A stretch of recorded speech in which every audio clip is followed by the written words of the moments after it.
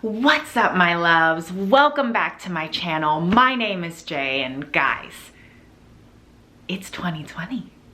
I'm so excited to be in this new decade with you, and I've got a lot of things to share in this video, as you can probably tell by the title.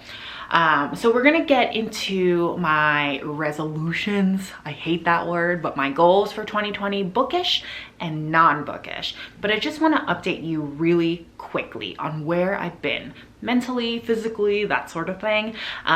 So at the beginning of December, the beginning of the holidays, y'all, it was hectic, and honestly, I needed the break. I took 2.5, 3 weeks off of doing YouTube and doing weightlifting too, and I just needed a moment to be with myself. And if I'm being honest, I didn't actually have a lot of time with myself. I had a lot of time to spend with family and friends and, you know, being in the holiday spirit. But let me tell you what, when you're a kid, you think that everything is effortless during the holidays, and you don't understand why anyone could be stressed during the holidays because it's the best time of the year. But I'm telling you, that's just not the reality.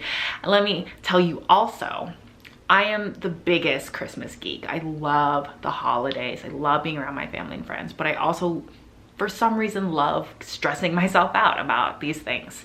And so after I got all the presents and all of the gatherings and all of the family and friends, I just had to take a breather. I literally had 2 days before I went to work where I just was like, I am not doing anything. I'm not seeing anyone. I just cannot. And you know what? I needed that break. Sometimes you do, and you just need to take a moment. If you're feeling like you're overstressed, you're overworked, you're not sleeping enough, you're not eating well, you probably are all these things, and you just need to take a moment, and you don't need to feel guilty. And that seems silly, because why would you feel guilty for taking time for yourself? But inevitably, people always do. I know I always feel guilty. I always feel guilty if I'm just sitting on the couch, like doing nothing, watching Netflix. I feel immediately guilty. I'm like, I should be doing more productive things with my time. And that's crazy, right? Because we need that downtime, that time to recharge. Anyway, let's get into these resolutions, and this sort of ramble will kind of make sense of where I'm coming from. So before I share my bookish and non-bookish resolutions, I want to give you some tools to create your own goals for this year. And one of those things, or rather these tools that I'm about to share with you, they all sort of hang on the fact that you ought to really write things down. And no one's gonna force you to pick up a pencil and a piece of paper and write things down, but I have found that I have made a lot of goals in my life, and I almost never stick to them if they're not written down in some way, on a piece of paper, in a journal, on my mirror to remind me things, sticky notes up the wazoo, always a big thing for me, sticky notes, I don't know. But write down your goals, and then when you write down your goals, chunk them. Write 3-month goals, 6-month goals, and do not write anything further than a 1.5 years out. In a 1.5 years, that is a digestible chunk of time for your brain to understand, you know, how to make things happen. And it's not too far out in the future that it feels overwhelming. Like, it still feels like you can sort of crawl towards this goal in a manageable way. And I say crawl because it's one step at a time, not a sprint. Do not sprint towards your goal. I mean, by all means, be passionate, but realize that this is a marathon, not a race. Or I don't know, is that how the saying goes? I don't think so. Anyway, that's my nugget of advice. Take things at a 3-month interval, nothing further than a 1.5 years out, and write that shit down. Do it, okay? Okay. Now, the goals that I want to share with you, let me grab them. So if you guys don't know, I'm a planning freak, but I did buy the Always Fully Booked planner. I will leave the link below if you're into that. I don't know if she has anymore, but it is a very lovely planner. It has these metal rings, hardcover, and it's just beautiful inside. It just makes my little type A heart soar with delight. In terms of resolutions, let's go through my bookish ones first. So my first bookish goal this year, first and foremost, super simple, is read nothing that I do not want to read. Read nothing out of obligation. Read only what really strikes my heart as captivating, interesting, and desirable. And that should be really simple normally for maybe people who understand how to listen to themselves. But I see things and I'm like, wow, that person's a baller. I should be reading what they're reading. And then I start reading what they're reading and I'm like, I need dragons. So, I mean, you know, that's one big goal for me this year. I have stacks of books around me, like, y'all, this is a full stack here. Got another one behind it. I have a lot of things to read and I want to read them. But if I let things like obligation and comparative like moods get in the way, I will never read what I actually want to read. So that is my first goal. In terms of like actual, like, what I would like to read, fantasy is always my go-to, but I would also love to read more books with Asian representation. And not to say that they're not out there. There's a lot out there, but I haven't read a lot of them. I read Crazy Rich Asians and I think the second book in the installment. I'm still in the middle of the third book, but I just haven't gotten to it. And then there's a lot coming out with a lot of Asian representation. And I'm really interested in these because, I don't know if you noticed, but I am Asian. And I just didn't think that this sort of genre was a thing, which is silly because I should know that this is a thing. But it dawned upon me when I was watching, I've been watching a lot of bigger booktubers and their like most anticipated books of the year for 2020. And a lot of these books are centered around Asian culture and it's pretty interesting. So I am into that. I have a book, let me see.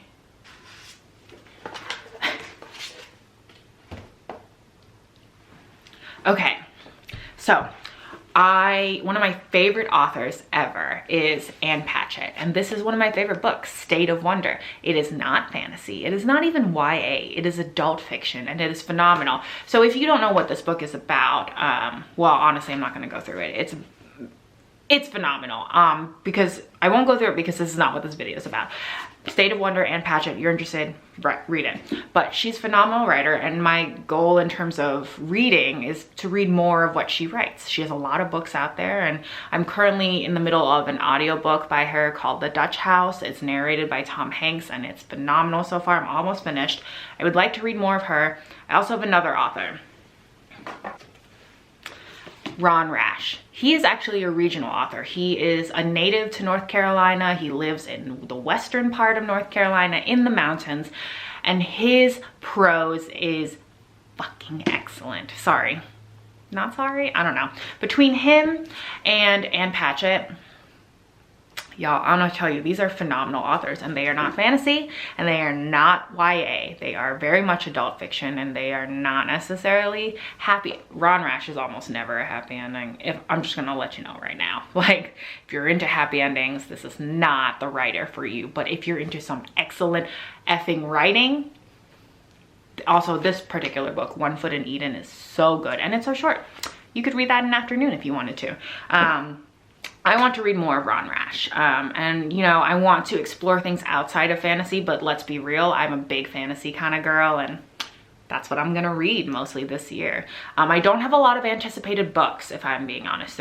I'm still catching up. I got back into reading just this past year after taking, excuse me, after taking a long break after college of just not reading anything really, and there's still a lot out there that I need to catch up on, so I'm just gonna try and read more. And in terms of like actual books or a number of books that I wanna read, I might set my Goodreads challenge to 70. I managed to read 30 books in the latter half of last year. Over 30 books actually. So I think 70 is a pretty decent goal. I might go for 75, but don't hold me to it. So in terms of like non-bookish resolutions, and I know all of you are like, okay, I'm gonna click off, but hang on. Like, these still sort of apply to this because, well, books are in everything that I do, really. So a couple of my non-bookish resolutions are, I would like to be more sustainable in my life, in the sense that I would like to produce less waste. I would like to sort of use recycled products where I can, not use plastic bags when I can. Remember my frickin' reusable grocery bags every time I go. I'm normally good about that sort of thing, but you know, sometimes I just don't have them and I have to have plastic bags. And if I'm being honest, like, it's not an excuse. I need to be better about it, and I am. And a couple things that I am hoping to do in terms of being more sustainable and less wasteful is I'm trying not to buy any new fast fashion clothes. So like no Old Navy, no H&M, etc. And I would like to buy more thrifted items. And if I do buy new, I would like to use, I would like to stray towards more sustainable, ethical brands. Excuse me. And you know, and also choose fabrics that are more sustainable. Like for example, linen is biodegradable. A lot of people who manufacture linen use a lot of sort of earth-friendly dyes, and they last a really long time. The only downside to if I buy these new sustainable products, they're a little pricey in terms of clothing, but they do last. So there's a trade-off there, and there's always thrifting. So, and I honestly have plenty of frickin' clothes. So that's one thing. Just be more sustainable, less wasteful, and clothes are just like one area of that. There's a whole other, I'm not gonna get into it. I've done my research, so you know. My second non-bookish resolution is to just feel less obligated. A friend of mine recently told me, when I was sort of talking to her about like social anxiety, I mean, I know that term is sort of thrown around very willy-nilly, but I do get nervous when I'm in new social situations. And I was just like, how do I overcome this? Because it's something that she also dealt with. And she had said that, you know, someone had told her that if you're feeling nervous about being in a conversation with people that you've never known before, or even with people you do know, and the conversation lags, it's not your burden. You already bring value to the table as you are, so you do not have to feel obligated to be interesting or whatever it is in that time. And that just really sat with me, because I was like, I don't have to feel obligated. It's not my burden. That's a crazy thought. It always feels like everything is my burden. So that is one non-bookish resolution as well, just to feel less obligated to do things that bring me joy. And if it doesn't make sense, if for some reason social media tells you that like that's not the cool thing to do, because I still feel like I should not be as big a homebody as I am, and I should not take as much pleasure in being under a blanket with books and Netflix and snacks. But I do. That's what I enjoy. And if I don't want to be out till 3 a.m. clubbing or, you know, whatever, because I don't want to do that, if I'm being honest. And if you love that, that's great. That if that's what makes your heart soar, perfect. Just doesn't make mine. And I feel like I've hit my limit with feeling like I need to be that person. I like who I am, and I should stand by that and not feel like I should punish myself by making myself go through certain things, like social situations that include clubbing. And here's another one that seems sort of like a duh moment, but cherish my family. And my friends, they're basically family too, so they're included in that. But, you know, cherish the people that are important to me. I don't know what it is recently, but I think especially during the holidays, it really clicked that there's only so many of these moments in life, and not to get weird and morbid, but things are finite. Things are small, and they're just not going to be around forever. And, you know, especially if we're just seeing family like twice a year during holidays, it just made me realize that, you know, there's so much that I can do to fix that. I could see my family, my friends more than just like when a calendar holiday says it's necessary. So that's another one of my non-bookish resolutions, is just to spend more time with people that are important with me.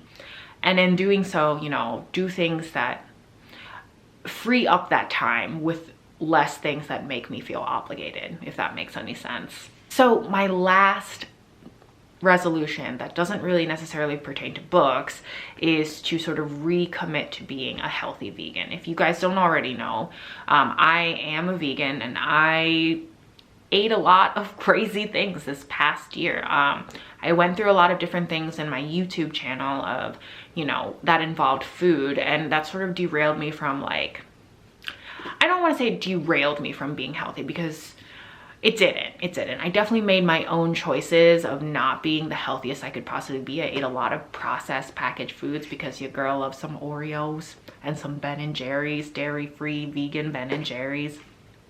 And those are all good things, but I would like to incorporate these whole plant-based foods that are healthy and good for my body, because I only have one body. And like I said, life is finite, and I just want to appreciate all of this right now. And you know, it's just gonna make me feel better. And I can, if I'm feeling better and fueling myself with things that are good, then I can have all the energy to film great things for you guys and just do all the things that I want to do this year.